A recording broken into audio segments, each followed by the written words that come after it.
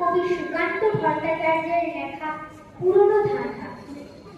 বলতে পারো বড় মানুষ মোটর কেন চড়বে, গরিব কেন সেই মোটরের তলায় চাপা পড়বে?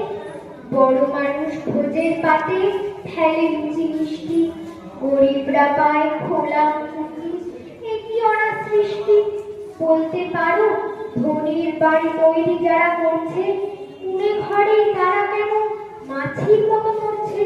ধনীর মেয়ের দামি পুতুল, হরেক রকম খেলনা, গরিব মেয়ে পায় না আদর, সবার কাছে ফেলনা।